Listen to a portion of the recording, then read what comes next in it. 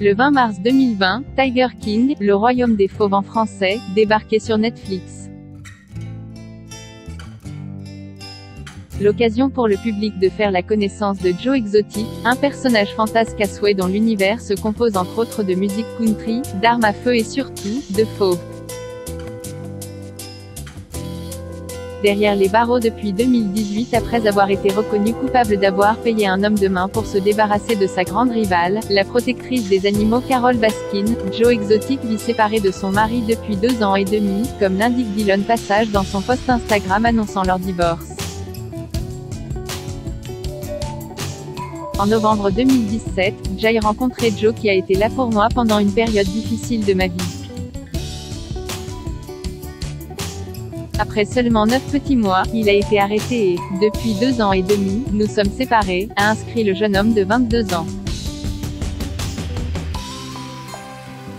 En marge de l'incarcération de son époux, Dylan Passage explique avoir mal vécu la vague de médiatisation qui a suivi le succès du documentaire Netflix, l'année dernière. Lorsque Tiger King est sorti sur Netflix il y a 1 an, ma vie a été plongée dans un monde de médias et d'attention publique.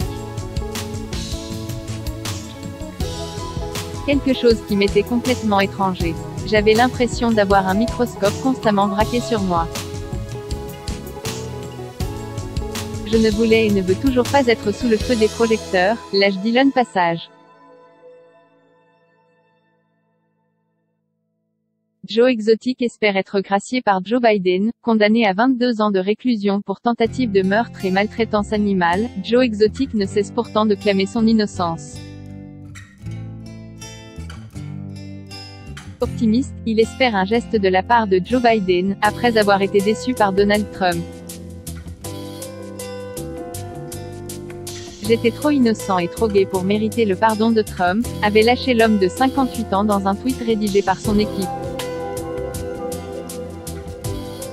Désormais, Joe Exotic compte sur le pardon de Joe Biden, auquel il a envoyé des lettres récupérées par le média TMZ, et dans lesquelles il évoque notamment la corruption au sein du département de la justice des États-Unis. Inscrivez-vous à la newsletter de closermag.fr pour recevoir gratuitement les dernières actualités.